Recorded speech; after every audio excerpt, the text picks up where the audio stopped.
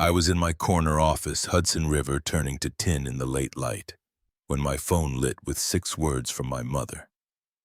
This year, just Mitch's family. No greeting, no signature. A lifetime of being the other son packed into one text. I typed one word back, enjoy, and felt something old and heavy finally snap. If there's no seat for me, I'll build the table. I flew to my $9 mountain ranch in North Carolina, opened the gates, and invited the people who actually show up. My cousins, the kids, and Grandma, who just squeezed my hand and said, "Set the table. I'll bless it." We did it right, family-style dishes, no kids' table, the game on low. Then I posted 2 quiet photos, Grandma's hand on the walnut, and one long table where every chair was equal. By midnight, my phone shook itself off the nightstand, 47 missed calls, Mom, Dad. Mitch, even the pastor. Accusations, excuses, and one message that could erase years or make them louder. On Sunday, we put the call on speaker, and before anyone could spin the story, an envelope slid across the wood, proof of what had been taken from me long before Thanksgiving. This isn't a story about showing off. It's about showing up, setting rules, and deciding who earns a chair. You ready to hear what Grandma said and what I said back when the calls finally connected? I'm Evan Cole, 38, a logistics man by trade and temperament. I built a company that moved blood and ventilators across snowed-in states, then sold it before the gray at my temples turned permanent. Late Monday of Thanksgiving week, I was in my New York corner office, 2 walls of glass, the Hudson sliding past like a slow, dark conveyor of winter. At 5:32 p.m., my phone lit the desk with 6 tidy words from my mother. This year, just Mitch's family. No greeting, no reason, a period at the end like a door clicking shut. I held the phone and let the old ache uncoil. The kids' table scraped into the laundry room, the birthday that arrived without a name on the cake. My brother Mitch raising a glass while the room remembered again to forget me. Mitch stayed in Indiana, ran the shop with Dad, could fix a carburetor and a conversation in the same hour. Folks loved him for it. I learned to be useful where no one could see, rooting trucks through weather and indifference. I typed one word back, enjoy. My thumb hovered, then pressed send. The tiny whoosh felt like a weight leaving the room. I stared through my reflection into the river's bruised light and said quietly, "If there's no seat for me, I'll build the table." It wasn't a threat. It was a measurement, the way a carpenter speaks to a piece of wood. In the years nobody asked about, I'd bought a stretch of mountainside outside Asheville, North Carolina. A place with wind in the pines, a lake that lifted mist at first light, and a great room meant for passing bowls hand to hand. I hadn't told my parents because there'd never been a reason that wasn't a boast. Now there was a reason, a table for the people who show up. I scrolled to Tom Caldwell, the man who keeps my estate steadier than a plumb line. "Evening, Evan," he answered, always a half step ahead. "Tom," I said, "we're hosting, this week. Family style. 30 places, no kids' table." I could hear paperwork shuffling through the receiver as he counted problems and knocked them down. "Thanksgiving week is tight," he said. "I'll need insurance-confirmed staff on call, lodging near the ridge. If we move tonight, it's doable." "Move," I said, quietly. "Don't loop my parents." The city dimmed to dots behind the glass. Across the river, apartment windows lit like little hearths, each with its own small ceremony of evening. I thought about Grandma Evelyn, the one person who never mistook silence for agreement. She taught me grace at hand-me-down tables. She'd bless this one if I built it. Tom's voice returned with a plan forming. "I'll call Chef May, Appalachian roots, knows her way around cast iron.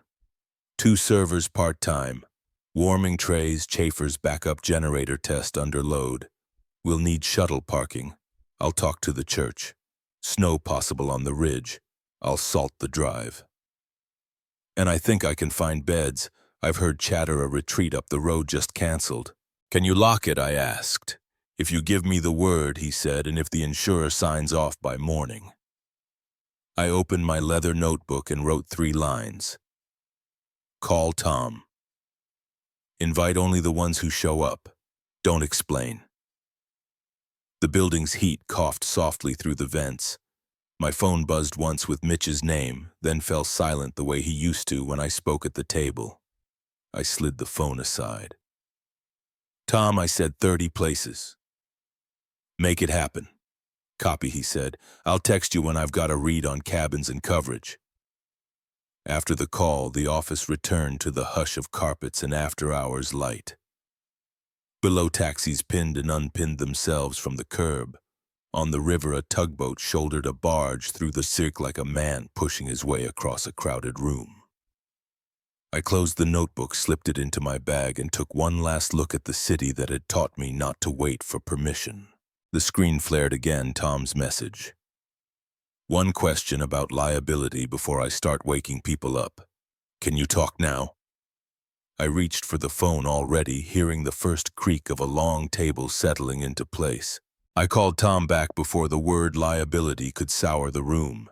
He sounded like he does in weather calm, already moving.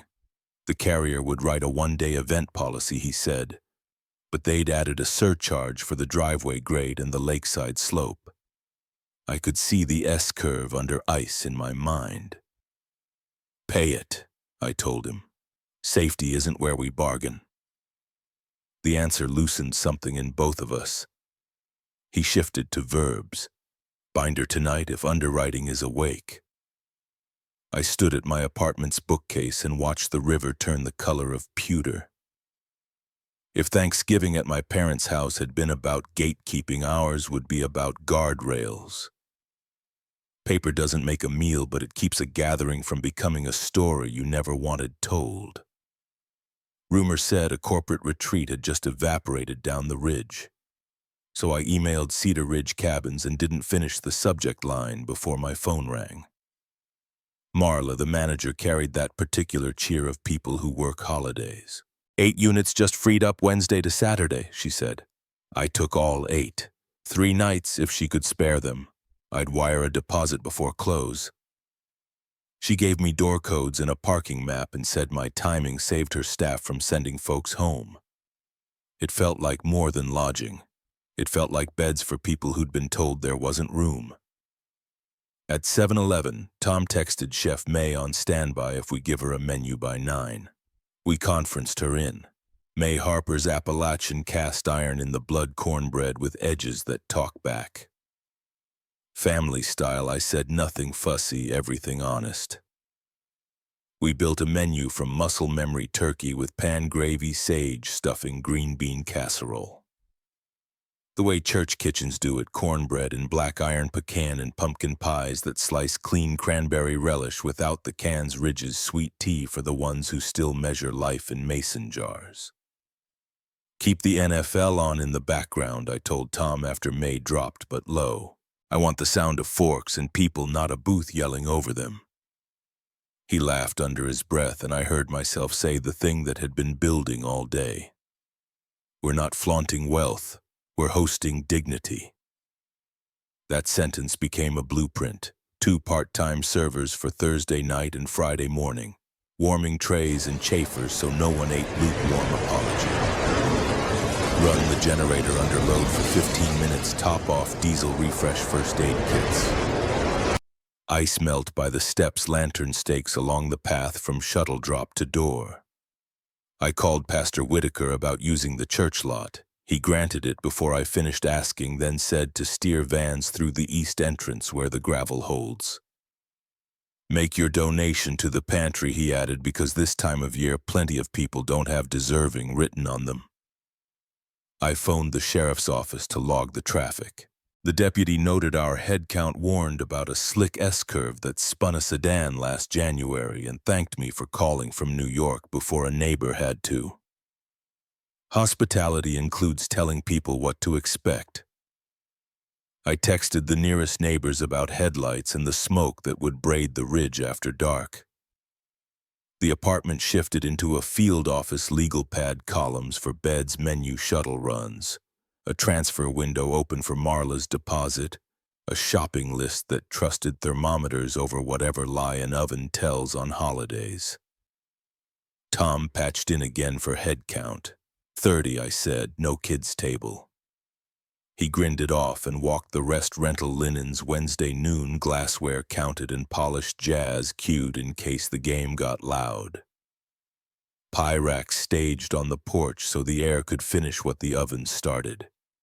He'd pound reflector stakes into the shoulder and stack blankets by the hearth for knees that complain in November. At 8:26, 2 emails arrived so close they sounded like a chord. Insurance confirmed binder attached endorsement regarding slope and lakeside access. Cabins confirmed 8 units, blocked door codes, and a pencil note from Marla about which turnoff dodges a deep pothole. I let both sit open on the screen like candles. In this country, paper makes welcome legal. I poured coffee I didn't need and added the small things only sons remember: extra salt for the tomatoes my aunt insists on slicing out of season. A corkscrew that won't jam a stack of blank place cards because I wasn't writing new hierarchies on top of old ones. Tom texted once more, I can have May's purchase list and a staffing grid by morning if you tell me who to expect. I opened my contacts and hovered over the names of people who had been told for years that there wasn't a seat. Grandma first, then Aaron, then the branch of the family that always brought busting chairs and were told to fold themselves smaller anyway. I started to type and another message slid in from a local area code I didn't recognize.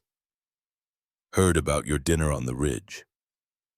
Any room for one more who got left off? I left the apartment with Tom's texts still bright on my screen and walked the east side of Central Park, where the lamps gild the branches like they were dipped in brass. The air was cold enough to make decisions feel clean.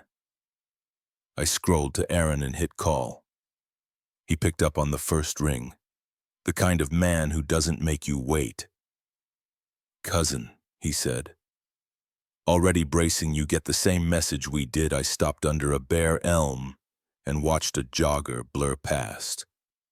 Worse, I said. Mine had a period at the end. Aaron's laugh had no humor. Ours came with a smiley face and keeping it simple. Grandma didn't even get a call. That last sentence put a burr under my ribs. So it's not just me, I said. No. Aunt Leah, Uncle Ray, the Canterbury branch, even Eli and his new girl, nobody made the cut. Immediate family suddenly means 4 people and a turkey. I looked up at the dark rectangle of a penthouse across 5th and felt the old math reappear. Who counts? Who gets counted out?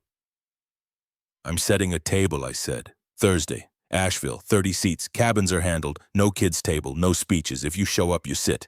He went quiet, a long beat. You serious? I'm done being polite about exclusion, I said. I'm going to be generous about presents. The line rustled.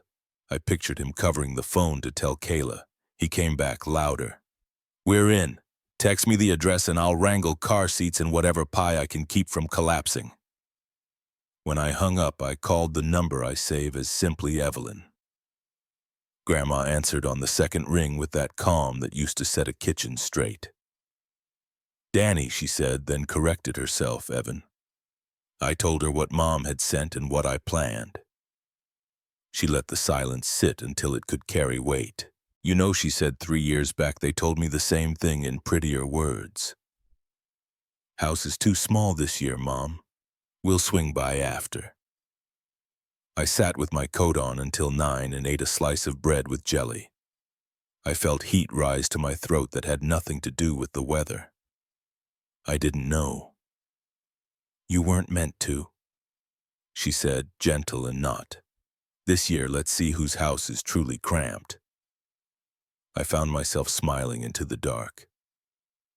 I can bring you up Wednesday, I said.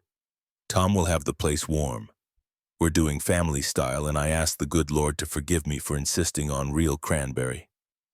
She chuckled, and for a second I was 6 and sure the world made sense. You set the table, Grandma said, voice steady as a plumb line. I'll bless it. Calls make other calls.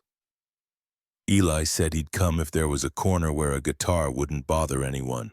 The Canterbury branch texted in a cluster carpooling allergies a request for non-alcoholic cider. Uncle Ray asked nothing, just sent a thumbs up and a photo of the smoker he'd dragged behind his truck.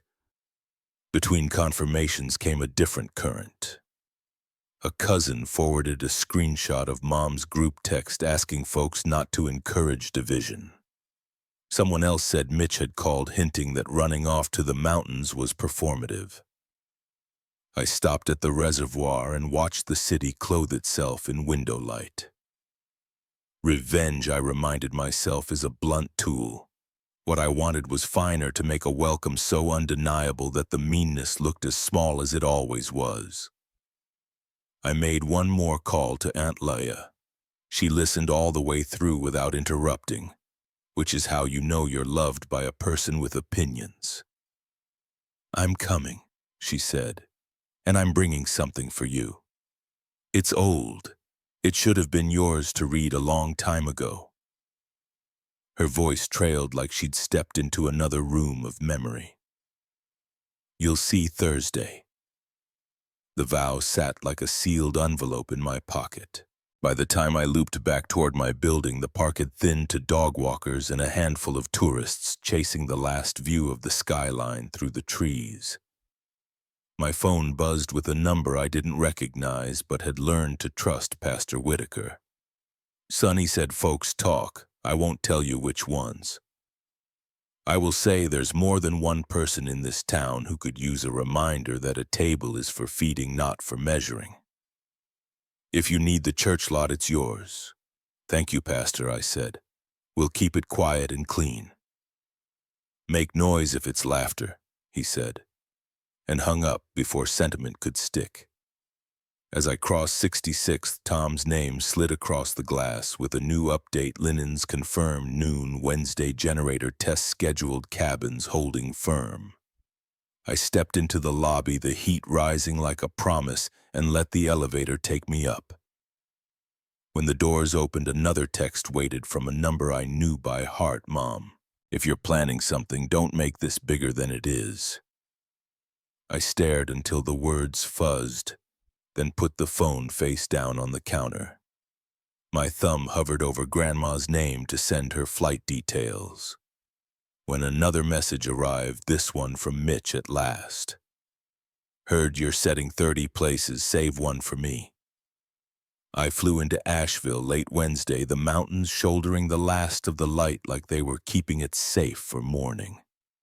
Tom was waiting at the gate with a clipboard and a wool cap, the air pinching our cheeks as we shook hands. He didn't waste words. Walk through first, he said, and we followed the stone path while the lodge woke up in windows lamps warming to their own slow sunrise. Inside, the place smelled like pine cut honest. The great room's stone fireplace held a tongue of flame, not showy, just sure. Beyond the glass, the lake took on the sky's bruised blue and held it without complaint. Tom pointed like a foreman laying out a frame, extinguishers under the stair and by the kitchen door, a printed map with a red dot marking the fire muster point just off the gravel turn. Radios on the charger labeled, lantern stakes along the path from where the shuttle would drop, a box of ice melt by the steps that always forget their steps when it frosts. Generator ran under load for 15, he said, tapping his notes. She purred. Diesel topped. Sheriff logged our head count, church lots ours neighbors. Thanked for the warning about headlights. We walked the bedrooms like parents checking on sleeping children. On each bed sat a small basket with a name card I'd left blank on purpose. Uncle Ray's room had a stout little bottle of bourbon and smoked almonds. Aunt Leia's had 3 crossword books, thick pencils, and a magnifier lamp set at a comfortable angle. The twins' bunk room held toy trucks and a bag of dinosaur gummies with my apologies to their bedtime. In Grandma's room, Tom had turned the thermostat up to a gentle 72, laid a wool throw across the foot of the bed, and set her old jazz CDs beside a small player. You remember everything I forgot I told him. He shrugged. You remember who? I remember how.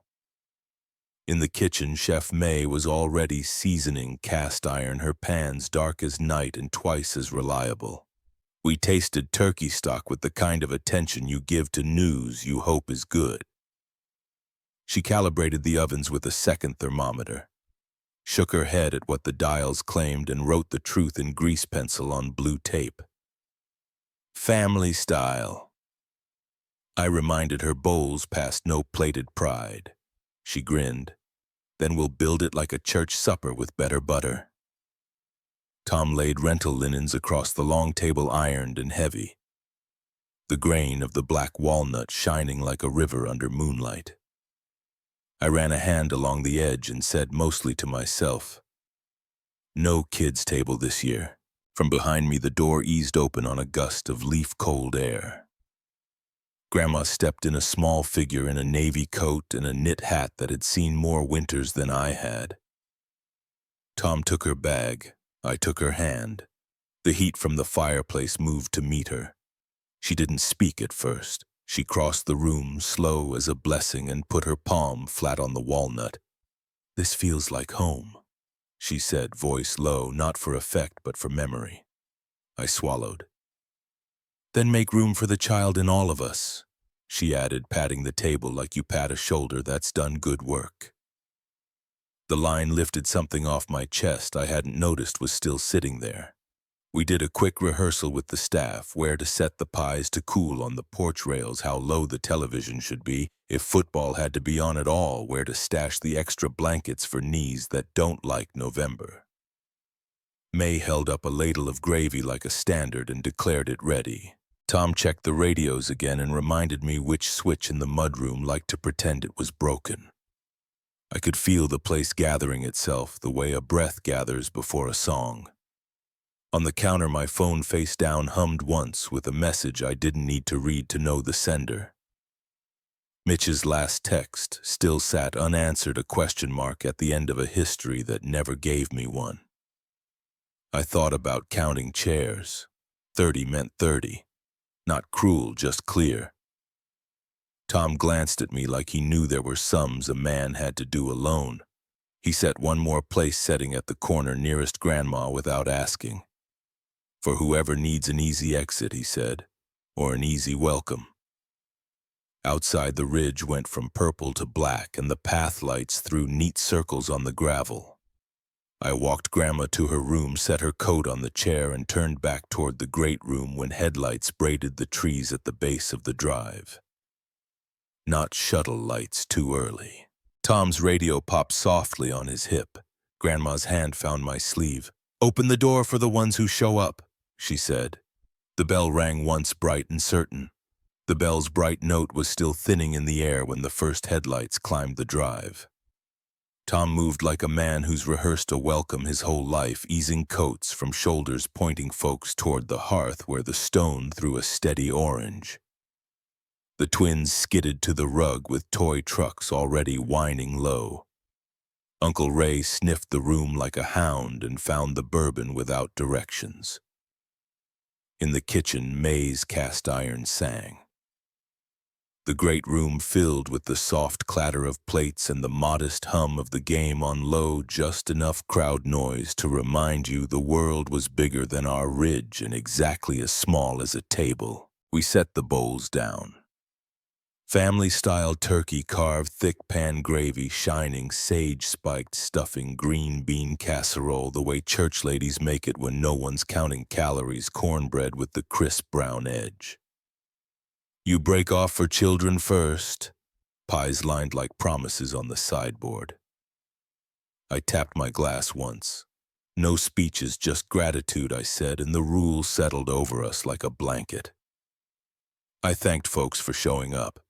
I kept it short on purpose. I wanted the meal to do the arguing for me. Grandma took the end of the head chair but didn't sit in it like a throne. She set both palms on the table as if feeling for a pulse.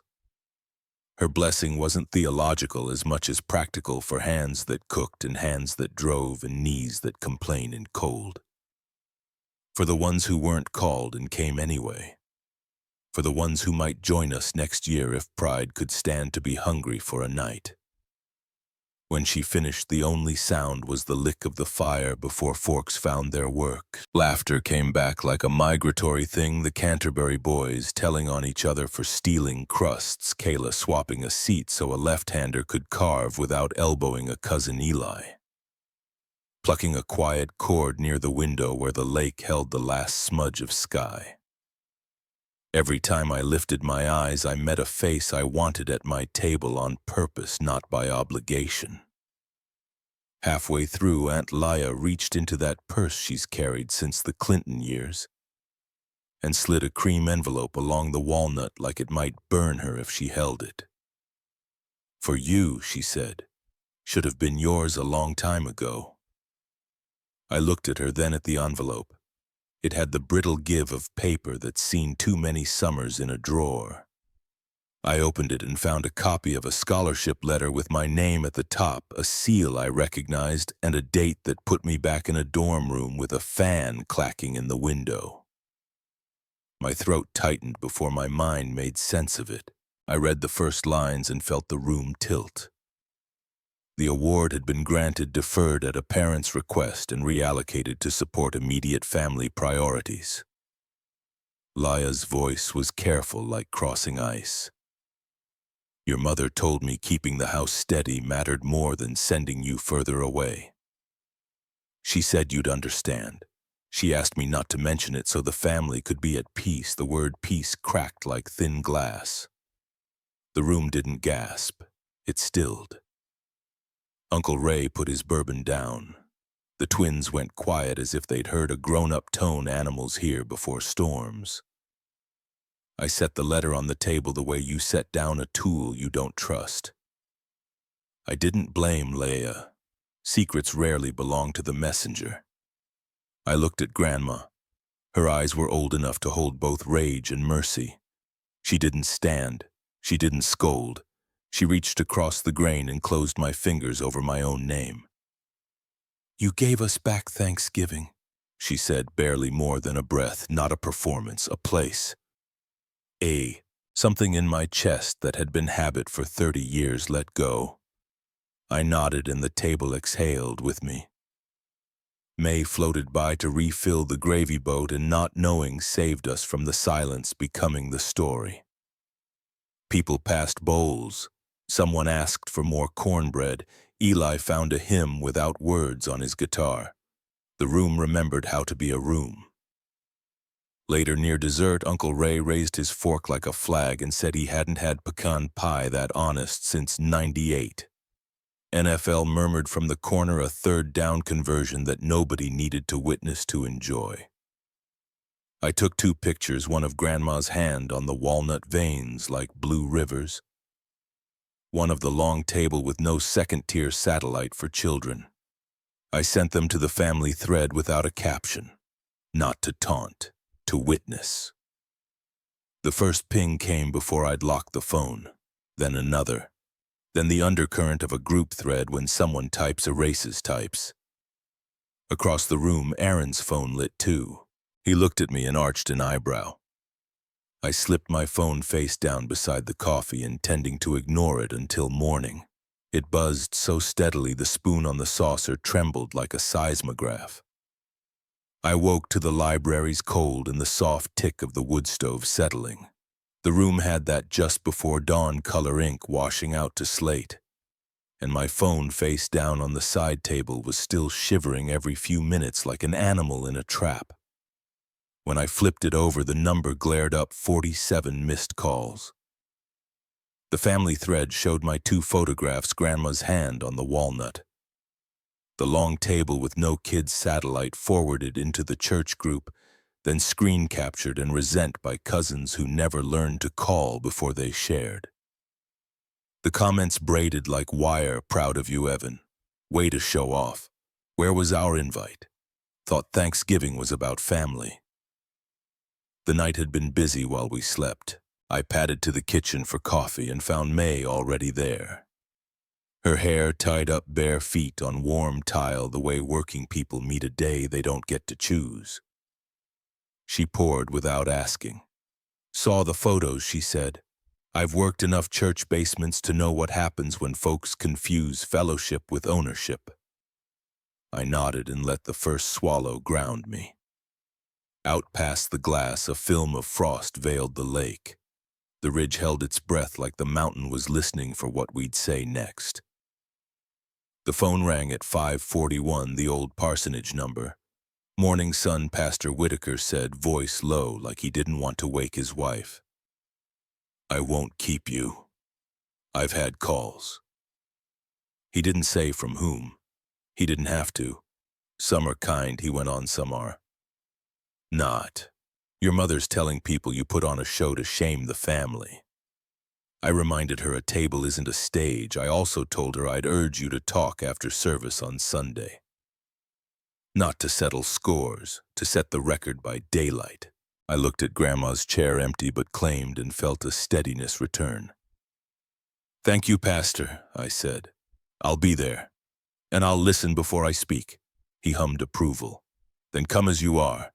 Let the food pantry take your donation. Let me take the heat. When I hung up, a text from Mitch blinked onto the screen, a paragraph that wasn't brave enough for a period. Didn't expect that. Guess you made your point. Maybe we all said things anyway. I watched the dots come, then die.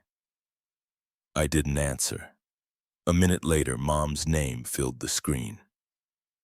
I let it ring until the sound lost patience and left a voicemail I didn't play. May pretended not to notice and slid a plate of cornbread ends across the counter like a bribe to eat. Upstairs, the house began its slow, waking showers. A door slid on its runners, a child's whisper shushed by a cousin who'd learned the art of mourning truces.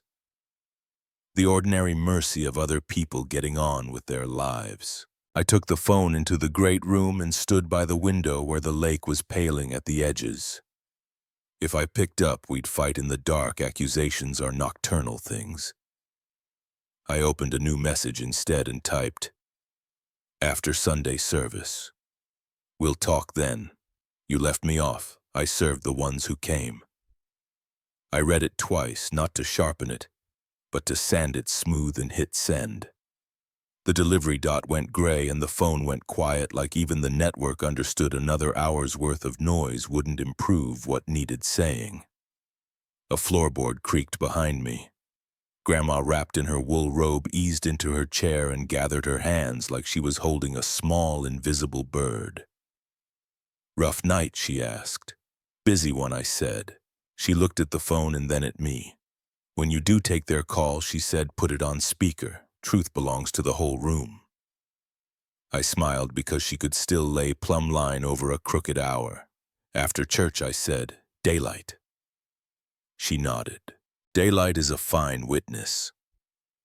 Tom came in with a clipboard and the first draft of a day reheating schedule's shuttle pickups, a note about the S-curve and black ice at dusk. He watched me pocket the phone. You good? He asked without tilting it toward gossip. I'm better, I said. We set our time. The rest can wait. He grunted pleased and went to coax the fire a little higher. The room took the nudge and brightened. By 6, the smell of bacon was involved. Someone turned the TV on low and the anchors did their festival patter about parades in cities we could only love from a distance. I sent Aaron a text about game time and carpools, then stood long enough to memorize the sight of people I'd chosen choosing me back. The phone lit again with Mom's number, then Dad's this time, then the church committee chair whose husband always wore a bolo tie to funerals. I silenced them one by one and watched sunlight begin to lift the frost off the grass like a blessing. The voicemail icon showed a count that felt like a dare. I left it unopened. In the kitchen, May set down a tray of biscuits the size of softballs and said, there's a reason daylight savings comes before winter. It gives you an hour to decide who you are. The line made me laugh harder than it deserved, which is one of the definitions of relief. I refilled Grandma's tea and carried it to her, and when I turned back, the phone vibrated once more and then once again. The second buzz wasn't a call. It was a new message from a number I hadn't labeled because I never thought I'd need to. It read, "Sunday works. But we're not coming alone." Sunday after service, the house carried the hush of a hymn after the last note. I set my phone in the middle of the walnut-tapped speaker and watched the flames in the stone hearth steady themselves like they too were bracing. Grandma eased her chair close so she could hear. Aunt Leah sat with her purse in her lap like it might yet produce another truth. The call clicked alive. "Evan," my mother said, breathless with the kind of urgency you get from other people's opinions. "We need to talk about what you did." I looked at the handprint Grandma had left on the table's sheen last night and kept my voice level. "We will," I said, "in daylight, like Pastor asked." Silence moved on the line, then the soft creak of another phone picking up. "Dad." A third voice cleared its throat off mic. "Mitch, you made us look small," Mom started. "Posting those photos, inviting everyone else." "You left me off," I said, not loud. "I served the ones who came."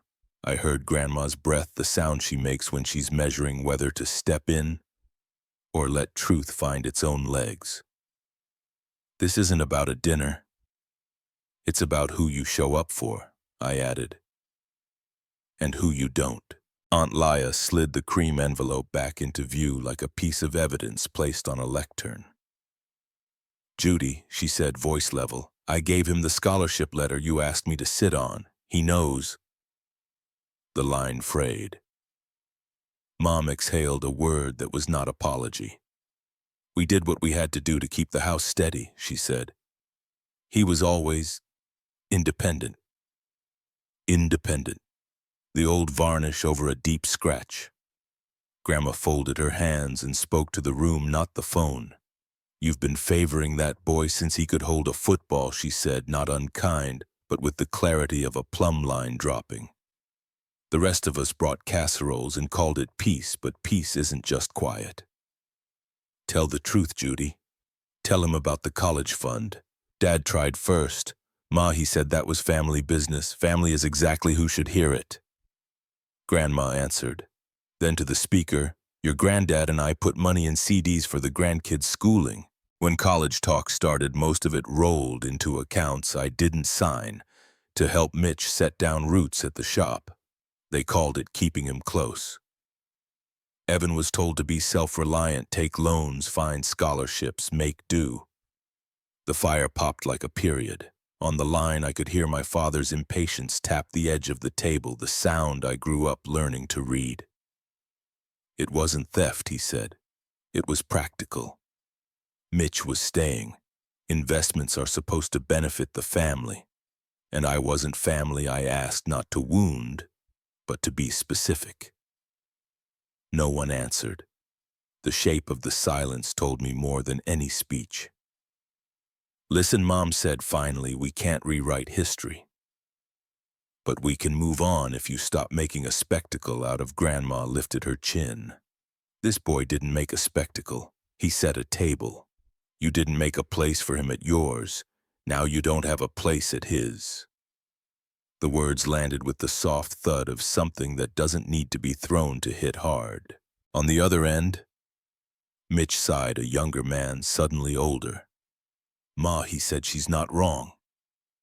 He let the sentence sit without rescuing it. I felt anger and relief arrive on the same breath, anger for the arithmetic that had always come out to the same answer. Relief that someone else had said the equation out loud. "Here's what I can do," I said. "I'll talk again when we can do it without minimizing, without group ambushes, without triangulating through cousins and church committees. If there's an apology, make it with verbs, not adjectives.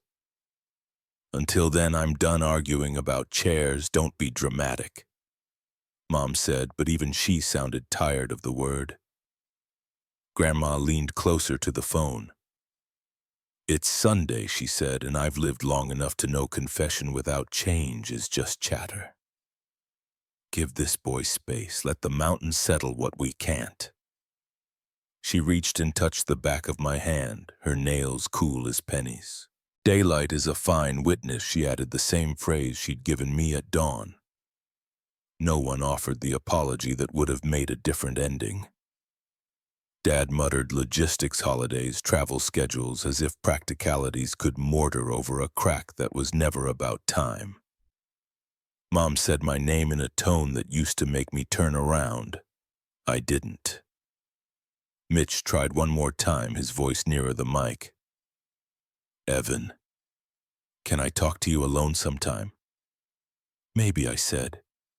When you're ready to talk about more than feelings. The call ended in soft clicks, one by one, like lights going out down a hall. For a long moment, the only sound was the fire ticking and the lake tapping the dock in the wind. Aunt Leah closed her purse like a case file. Grandma sat back, eyes on the window where a hawk worked the line of trees. Well, she said, not asking a question. I opened my notebook and wrote 3 lines I could live by. Then the phone, disobedient as weather, flashed one new message, a single sentence from an unsaved number that used to share my childhood table. Christmas is coming, just us. Sunday afternoon, the Ridge wore a quiet, earned the hard way.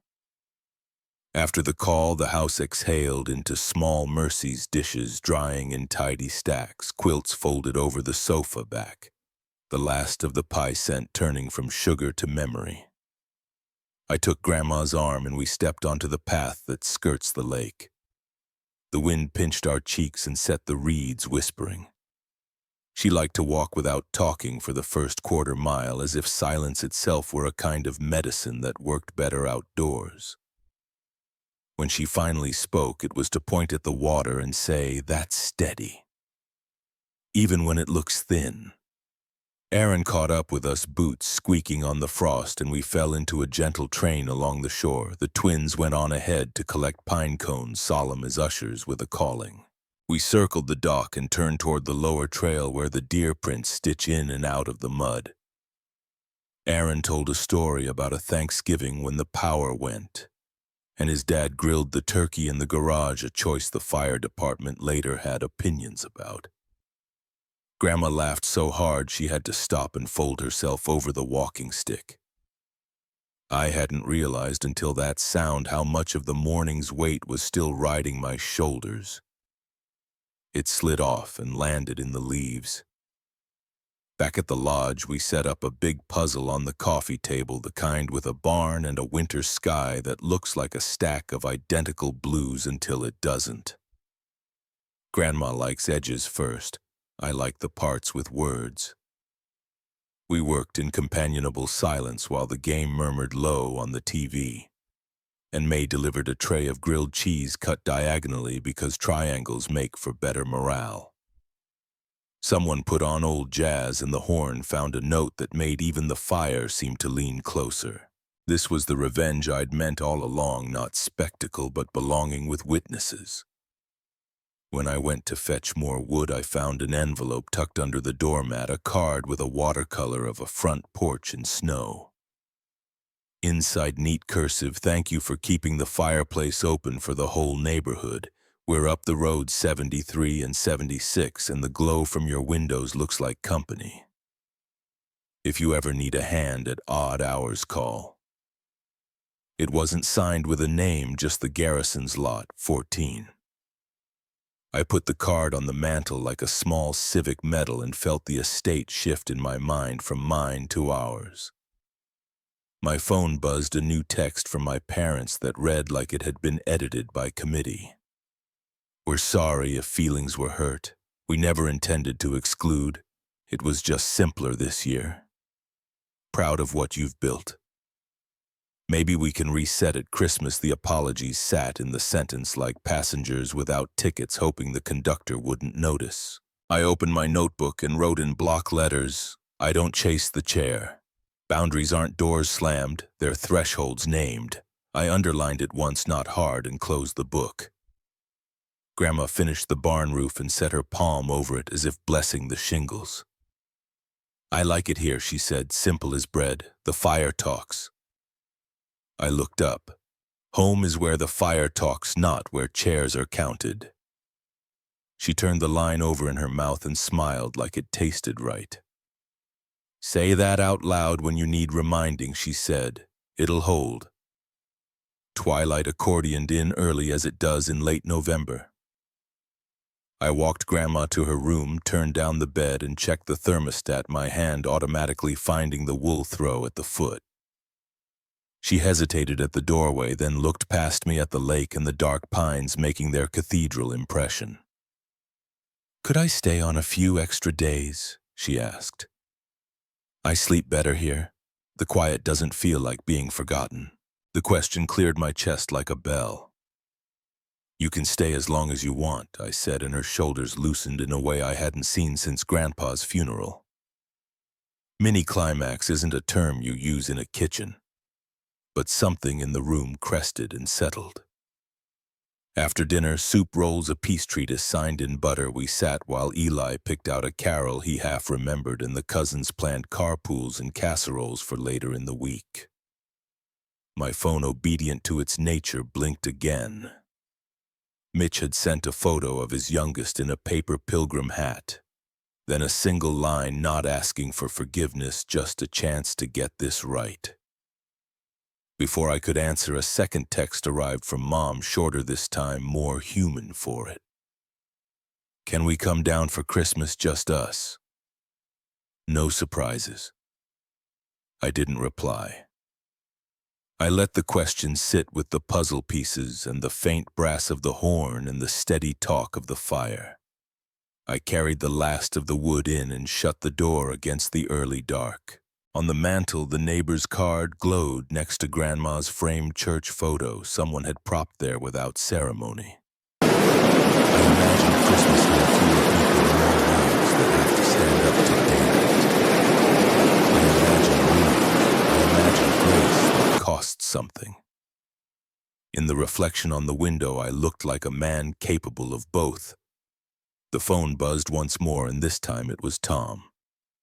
Weather says a hard freeze by midweek. If we're hosting again soon, I'll need your call by morning. I've got it and will follow exactly. Part 9 will be 750 words flow from Part 8. Include the set pieces you listed, parents and Mitch invited. Mitch quietly splits wood, fixes a hinge, installs a smoke detector. Honest dinner talk. Boundaries about respect, no. Back channel, no favoritism. Mini-climax handshake. You did good, Evan. Keyline, I'm not keeping score, I'm setting rules. Escalate stakes and end with a small cliffhanger that leads into Mitch asking for help with the shop. If you reply 1, that means you approve. Snow came in slivers that week, a quiet that made the pines look like they were holding their breath. I told Tom to keep the drive salted and the hearth high. Then I sent one text, each Mom, Dad, Mitch, Christmas Eve supper, small and clear. Grandma stayed knitting the days steady. May cut the menu down to roast beef, potatoes, green beans with almonds. A pie we didn't deserve. No kids' table, no speeches. If there was a chance to mend, it would be in a room where every chair matched its neighbor. They arrived in one car as if proximity could be its own argument. Dad carried a casserole no one needed. Mom brought a candle that smelled like a store pretending to be a tree. Mitch came around the back without knocking and found the woodpile. I watched from the mudroom as he split logs with the rhythm of a man working off a debt to quiet. He stacked them neat, then took a driver from his pocket and fixed the mudroom hinge that had been catching the same catch I'd cursed under my breath for a week and never gotten around to. He salted the front steps without being asked. Later I saw him on a chair in the hallway installing a fresh smoke detector where the old one had begun to lie. He didn't announce a thing. He left his phone on the counter, screen down. We kept the TV low, some choir in a city I used to live in singing a carol I recognized by bones. At the table I poured water, not wine. Before we eat, I said we need rules, not a recap. I looked at each of them, letting the fire do the only dramatics in the room. Respect. No calling around me to the pastor cousins committees. If you've got something to say it to me.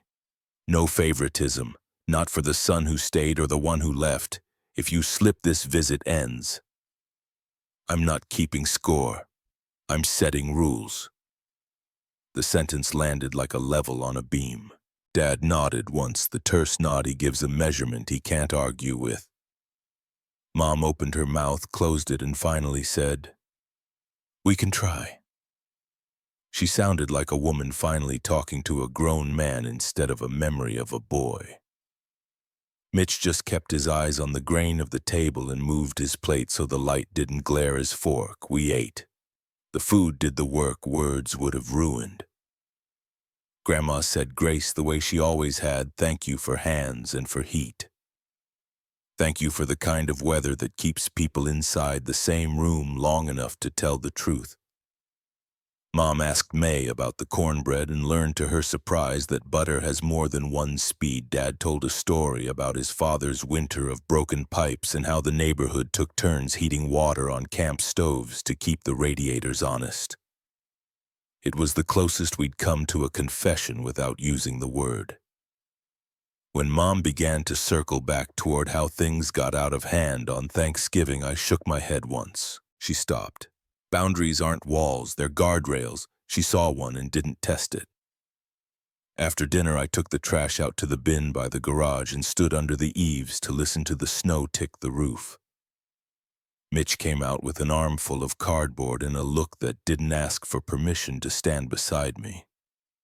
We watched our breath make small ghosts. "You did good, Evan," he said, not performing, just reporting. He held out his hand. I took it and felt the kind of shake men give when they mean to build, not bury. "This isn't me winning," I said. "It's me refusing to play the old game." He nodded. "I got that the minute you moved the woodpile off the steps," he said, trying on a joke and finding it almost fits. We went back in for pie. Grandma took the first slice like communion and told Mitch he'd swung that maul like a coal, which is the closest our blood gets to poetry. Mom helped stack plates. Dad checked the pilot light on the water heater with the competence that used to be his love language. Nobody raised voices, nobody took a victory lap. The room heard itself think. When the dishes were done and the house had that clean late light that comes after a meal earned by weather, Mitch waited until Mom and Dad were lingering over coffee with Grandma's puzzle and tipped his chin toward the mudroom. We stood with our coats on but not zipped the air cold enough to keep liars honest. "I don't want a bailout," he said. "But the shop." He rubbed the heel of his hand along the door jamb he'd just tightened. "Numbers don't care that I'm liked. We're thin. The bank's calling more than customers. I could use a second set of eyes. Maybe a plan." I watched the snow settle on the salt like it was reading a map. "What are you asking me?" I said. He swallowed once hard enough I heard it. "Help me keep the doors open. Not your money first, your mind. I've read and will follow your instructions exactly. Part 10 will be 550 to 750 words flow cleanly from Part 9 include Mitch asking for help. Elaine uncovering a second lien with a payday lender. A practical term sheet with conditions clear bad debt. Bi-weekly cash flow reporting on time payroll. Grandma as non-voting family board observer. The key line, this isn't rescue, it's a reset. A mini-climax where Mitch accepts and the parents reluctantly agree and end with a real-world stress test leading into the next part. I'll present it in distinct paragraphs and then provide a Vietnamese translation. The next morning the wind came down the ridge like it had something to say. We set up in my study, the long desk, 2 legal pads, a pot of coffee, and the shop's books in a cardboard file box that smelled like dust and receipts. Mitch arrived with his jaw set, the kind of look that says a man is ready to be measured. Mom and Dad took the leather sofa and sat too upright as if posture could substitute for equity. I called Elaine, my old counsel from the company days, and put her on speaker. She sounds like February, clear, bracing thaw comes later. Send me bank statements, vendor aging, payroll reports, she said. Mitch slid folders across the desk. I watched the wind shove sleet against the window like a reminder about time. Elaine worked faster than a storm front. I'm pulling UCCs, she said in the second hour. I see the bank's blanket lean. And hold on, there's a second position filing last spring. Merchant cash advance, daily ACH sweeps, factor rate disguised as fees. She clicked her tongue not unkindly. That lender's a payday shop in a suit. It's eating you alive. Mitch stared at his hands. Dad shifted but didn't speak. Mom said, "We only did that to make payroll." Elaine's voice didn't blink. Predatory lenders love urgent families. They price the panic. If we do anything, we kill this first. I wrote a headline on the legal pad, term sheet coal equipment reset. The word rescue tried to creep in and I crossed it out with a line dark enough to show through the page. I looked at Mitch. Here's the plan. 1, we eliminate the payday note and any shadow debt tied to it. I'll fund a clean payoff with conditions. 2, cash flow reporting every 2 weeks, collections, payables, inventory turns, no surprises. 3, payroll on time every time. If cash is tight, owners go hungry first, not your techs. Dad started to object and I lifted a hand. 4, no new liens or loans without consent. 5, separate business and personal accounts, no more shop paying for home and home for shop. 6, we add 1 seat to the table. Grandma is a family board observer. She attends monthly reviews, listens, and asks hard questions. No voting, all sunlight. The room took that in like a body taking a new medicine. Mitch nodded, first slow, as if he understood a hand had been extended and also that it came with a ledger. I can do that, he said. Mom exhaled. Your grandmother, she said, more to the air than to me. It's business. Business is where most families forget how to be one, I answered. She's the only person we all trust to tell us when we're varnishing a rotten board. Dad leaned forward, palms on his knees. What about the bank? They'll call the line if they smell anything. Elaine stepped in. I'll talk to them once the payday piece is wired. With a clean cap table, bi-weekly reporting, and a guarantor who can fog a mirror, they'll extend interest only for a quarter to buy time. But everything depends on discipline. I slid the term sheet across the desk. Mitch read each line with his finger as if he were tracing a route on a road map. He signed. The sound of the pen on paper was small and absolute. I turned to my parents. I need your blessing on the principles. It doesn't cost you cash, but it will cost you habit. Mom looked at Dad. Dad looked at the window where the sleet had turned to snow. We don't like the observer idea, he said. We don't like outsiders in our books. She's not an outsider, I said. She changed your diapers. Mom's mouth flickered humor, sorrow, maybe both. Fine, she said at last. Principles, yes. We'll try. It wasn't a hymn of repentance. It was a sentence I could build from. I called Elaine back and read the signed terms into the room for the recorder. She asked one last question. What are you calling this? Evan, I looked at Mitch, then at Grandma's framed photo on the mantel, the one from a church picnic where everyone looks 10 years kinder. This isn't rescue, I said. It's a reset. The phrase hung there long enough to find its weight. Outside, the wind shifted like it had heard and approved. We were still pouring second coffee when the test arrived. Mitch's phone lit with his foreman's name and color left his face in a hurry. He put it on speaker without asking, and that more than anything told me he understood the new rules. We've got a burst line, the foreman said over a clatter. Freeze hit the restroom pipe. Water on the showroom floor. Delivery truck is 2 hours out. Also, vendor just emailed hold on shipments until last invoice clears. Mitch looked at me, then at the term sheet, then at the weather spitting white against the glass. First day of reset, he said. What's the play? The storm came in sideways snow like thrown salt and a wind that made the pines sound older than they are. Just after 9, the house hiccuped, went black, then the generator took the load with a low, steady hum that felt like a promise you can hear. Tom was at the panel calling out circuits. May moved by memory in the dark kitchen, setting lanterns where hands would reach. We'd barely settled when my phone lit with a number I recognized from the neighbor's card. "It's Garrison Lot 14, a man said, voice thin with worry. "Grid's out across the ridge. My wife's oxygen's on backup and the tank's slipping fast." I looked at the transfer switch like a chessboard. We had a standby for the house and a portable in the shed we kept for the well pump when the line got stubborn. "Sit tight," I said. "We're coming to you with a generator. We don't show off, we show up." Mitch pulled on his coat before I finished the sentence. "I'll bust the road," he said, already moving. Tom grabbed the radios and 2 headlamps, shouted to staff to lay out blankets in the great room and keep the soup on low. I cut non-essential loads in the lodge, freeing capacity.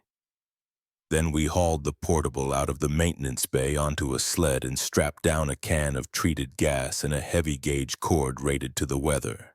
By the time we reached the drive, Mitch had the truck nosed into the drift tires, finding gravel like a homing instinct. The plow threw white in a slow, stubborn arc. At the turnoff for Lot 14, he cut a channel wide enough for a promise to pass through. The Garrisons had a proper inlet mounted by their porch. This wasn't their first winter rodeo. We parked the portable outside in the clear set.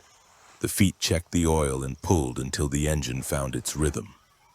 Tom checked their CO detector and cracked a leeward window while I flipped their transfer switch from line to Genin. The concentrator clicked alive, its soft mechanical breath louder than the storm, for a beat. Mrs. Garrison's shoulders eased in a way I recognized from hospital nights years ago, when our company rerouted blood bags across a snow-clogged interstate. "You boys are angels," she said.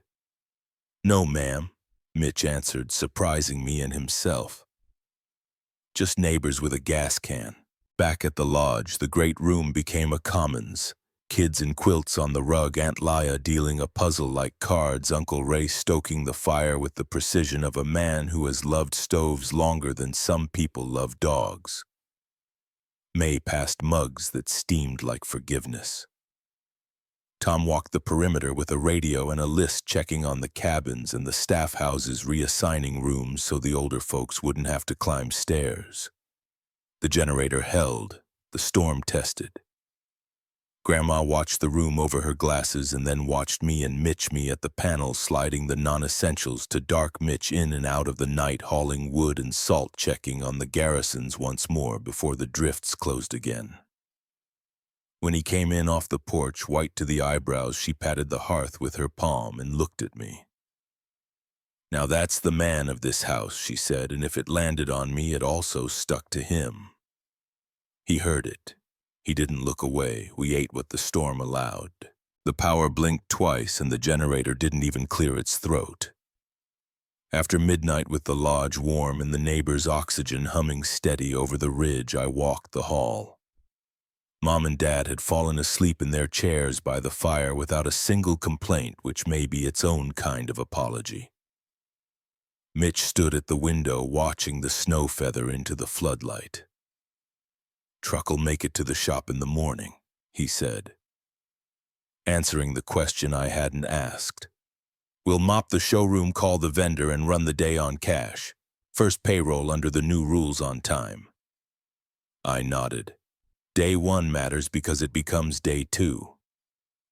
Just before 2, my phone buzzed. Elaine Bank tentatively agrees to interest only for 1 quarter if you send photos of damage control and a community impact note. Sheriff just posted a warming center request for our side of the ridge. "You game." I looked at the great room blanket soup, a fire that spoke in its own language, and at the door where the wind kept insisting. I texted Tom to check diesel and linens for another 30. Mitch turned from the window and waited for the call I was about to make. The sheriff's line rang once, ready to turn our long table into more than a symbol. Morning broke clean after the storm, the dock sugared with ice and the ridge rinsed of its temper. The generator idled to a stop as the grid came back and the great room looked like a camp after a victory no one bragged about. I walked to the study with a pot of coffee and the documents Elaine had sent at first light. Mitch followed hat in hand, snow still in the seams of his boots. We sat at the long desk the way men sit when they mean to mean it. I signed the capital infusion that would retire the payday note and clear the vendor hold. Mitch countersigned the operating covenants. Elaine's voice on speaker recorded the time. Outside the lake flashed like a blade. Inside the pen made a softer kind of cut. We moved to the second document, the one that mattered to more than a balance sheet. A modest family responsibility trust. I read the clauses aloud so the words would live in the room. Payroll on time every time with a reserve set aside before owner draws. A quarterly service day at the church pantry warming center, wherever the need is least photogenic. One chair kept empty at our Thanksgiving table place card handwritten for the one who got left out. Grandma's observer role formalized her questions, protected her vote unnecessary because sunlight has its own authority. We're not erasing the past, we're editing the future, I said, and I watched Mom hear a sentence she could stand under without getting wet. Dad read with his thumb on the edge like he was measuring boards, then nodded once. Principles are cheaper than repairs, he said, and I knew he meant more than pipes. Mom initialed each page Judy Cole in a hand that had signed field trip slips and mortgage checks and then set the pen down like a decision made the right way at last. She didn't apologize in adjectives. She asked Tom how many blankets the church would need if the sheriff called again and offered to bake. Verbs, not decorations. I felt something unclench in the air between us that no speech could have pried loose. At the shop, the reset began with small obedience. Mitch posted a cash board by the office door: collections, payables, inventory, turns, numbers that behave when watched. He called the vendor before they called him, offered a plan, and kept it. Payroll hit Friday noon without drama. 2 techs who'd been half out the door stayed to close tickets. I walked the aisles with him Saturday morning, running my hand along a row of belt sanders like a man who still remembers counting every bolt. Mitch didn't make promises. He made rounds. Grandma sat in the office chair for the first monthly review, listening long, asking short. When the bank manager stopped by and saw the reports stacked with dates that matched reality, his face did a simple thing. It relaxed. By Christmas week, the lodge held fewer people and more truth. We ate in the kitchen, not the great room, and talked without referees. The Garrisons came by with a pie and a thank you note they refused to read because gratitude should be lived, not performed. Pastor Whitaker shook my hand and said the pantry shelves looked taller this month. I told him about the trust and the empty chair. He nodded like a man who has seen many families attempt mercy and a few practice it. Thanksgiving 2.0 became a promise kept with repetition, the kind of tradition you don't inherit so much as renew. The place card stayed in the drawer until it was needed, and it often was. Sometimes a cousin brought a friend who'd lost a job. Once the bank manager's clerk sat at the corner because her parents were stuck behind a jackknifed rig. Nobody asked for a story at the door. The seat did the listening. On New Year's Eve, we stood by the lake again, the cold cutting clean the sky crowded with stars.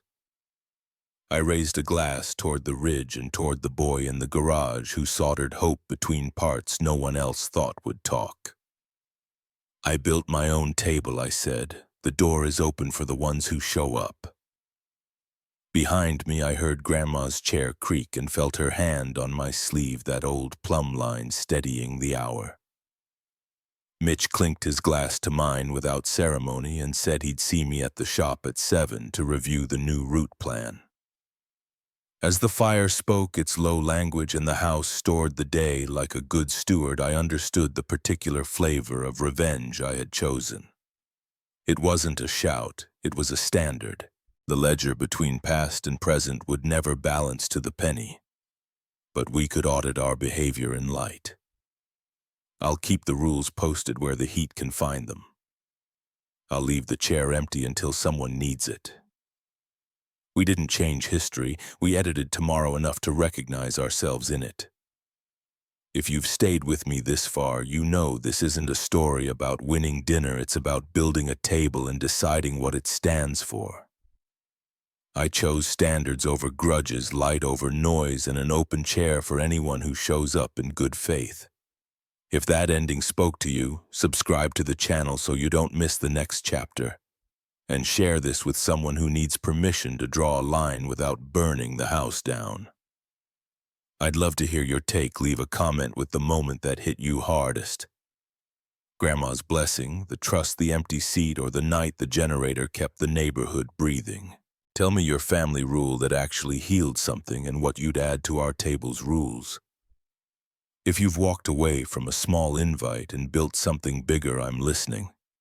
Before you go, help me settle one question that splits every room: is mature revenge just another name for boundaries with consequences, or did I still go too far by turning Thanksgiving into a standard? Who in your book has truly earned a seat?